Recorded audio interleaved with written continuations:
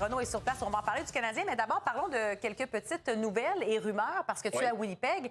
Est-ce que Jonathan Toews pourrait changer d'adresse à la date limite des transactions? Parce que son nom revient dans les rumeurs.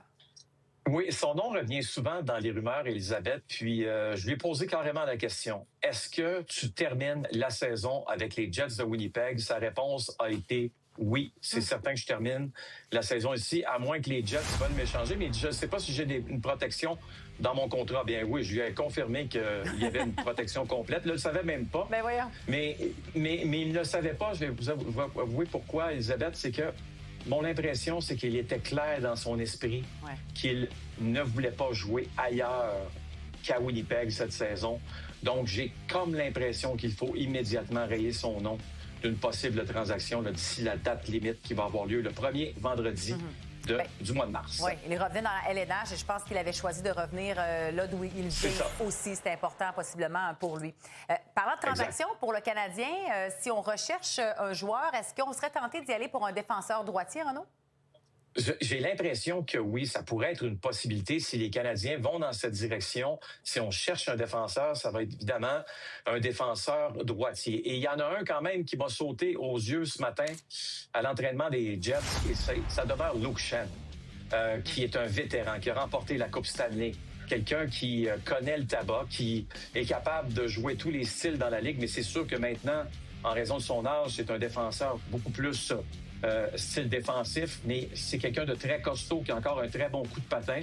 C'est sûr que si c'est pas les Canadiens de Montréal, très certainement, il va se retrouver avec une autre formation. On n'a pas de contrat pour la prochaine saison. Donc, c'est quelqu'un qui va être en demande. Élisabeth, on lui a posé la question, qu'est-ce que tu connais du Canadien? Beaucoup de bonnes choses, nous a-t-il dit. Donc, c'est déjà ça de positif.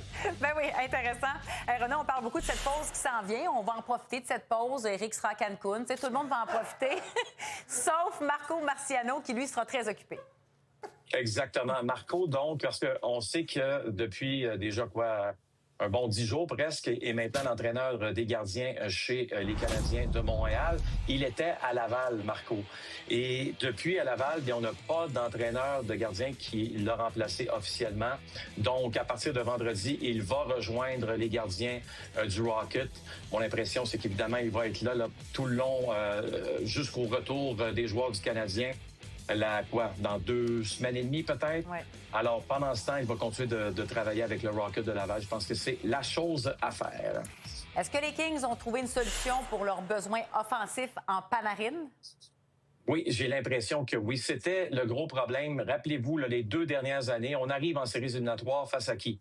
Aux Oilers d'Edmonton en première ronde. Même l'an dernier, on menait cette série-là facilement. On aurait dû l'emporter, mais on s'est tiré dans le pied.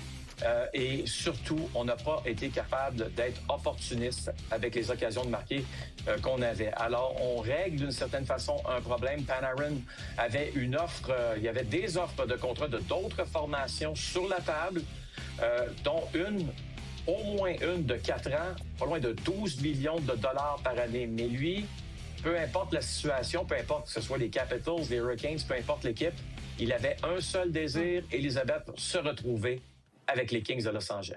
Son désir a été réalisé. Renaud, match ce soir pour les Canadiens à Winnipeg. Oui. Il y aura 2 changements dans la formation, dont Samuel Montembeault qui va disputer un match. Oui, exactement. Samuel, c'est son premier match depuis le 24 janvier. C'est son premier match aussi sous les ordres, évidemment, de Marco Marciano. Donc, ça aussi, on a hâte de voir. Oui. Est-ce qu'il y a une différence dans son jeu d'une certaine façon? Oui, et Struble également qui prend la place de Jack Eye. Merci Renaud, bon match. Salut Isabelle.